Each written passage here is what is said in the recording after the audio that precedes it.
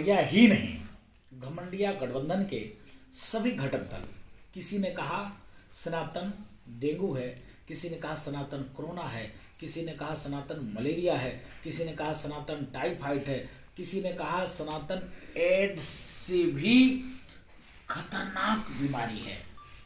ऐसे घमंडिया गठबंधन जिसका परिणाम स्वरूप है कि आज वो गठबंधन समाप्ति की ओर है और उसका टाइम खत्म होने वाला है। इसका प्रत्यक्ष उदाहरण देखिए, 3 राज्य, अभी 3 राज्य का जो चुनाव हुआ उस राज्य में इस घमंडिया गठबंधन का सारे अहंकार धाराशाही हो गया। आप समझो, सनातन उन्मूलन कार्यक्रम करना पड़ता है। अगर हम कह दें कि इस्लाम उन्मूलन का कार्यक्रम चलाएं, पूरे देश में दंगा हो जाएगा, बवाल हो जाएगा। हम अगर कह दें मोहम्मद साहब बलात्कारी थे तो पूरे देश में आग लग जाएगी।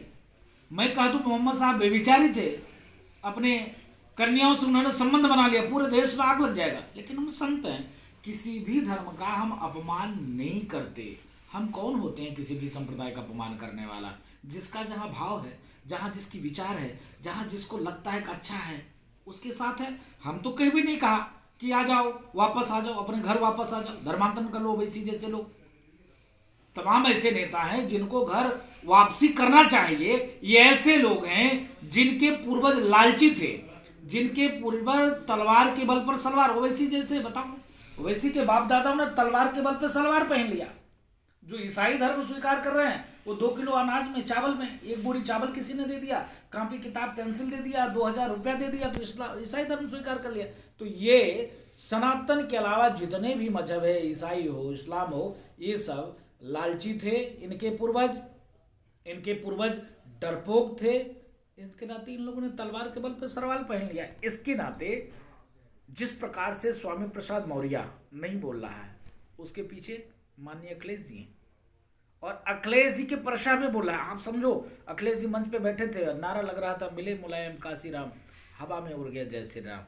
हवा में जय श्री राम उड़ाने वाले उनके बाप दादा परदादा खत्म हो गए, नस्तो नाबूद हो गए, और आज वो ऐसी बात करते हैं। मुझको लगता है इनके अंदर सुधार लाना चाहिए, नहीं तो आने वाले दिनों में कोई नाम लेने वाला नहीं रहेगा। प्रत्यक्ष का चुनाव, 3 राज्य, राजस्थान, छत्तीसगढ़ और मध्य प्रदेश, आप देखिए पूर्ण बहुमत की सरकार, और संघ विचार परिवार ने ऐसे ऐसे लोगों को मुख्यमंत्री बना दिया जो सामान्य सा कार्यकर्ता।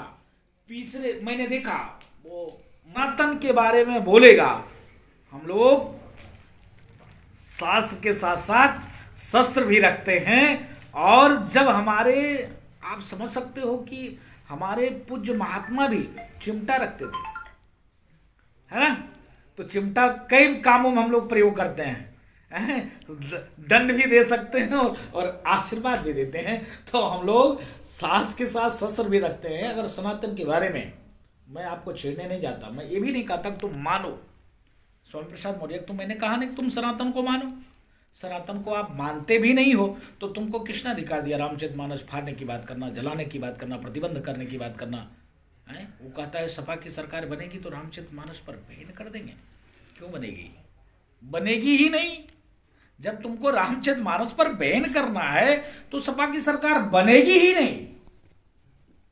ये सनातनी गारंटी देते हैं, हम नहीं, ये सनातनी गारंटी देते हैं। आप सनातन के बारे में टिप्पणी करते हो, ये अच्छी बात नहीं। अभी भी कान खोलकर सुन लो, सद्बुद्धि तुमको आ जाए। अभी एक बार कूटे गए हो, जहां जाओगे वहीं कूटे जाओगे, कोई नहीं तुमको रोक सकता है। जहां जाओगे वहीं सनातनी जूता लेकर तुम्हारा स्वागत करेंगे, क्योंकि आप देख लो 3 राज्य की स्थिति क्या है, खत्म हो चुका विपक्षी। इसके नाते अभिव्यक्त सुधर जाओ।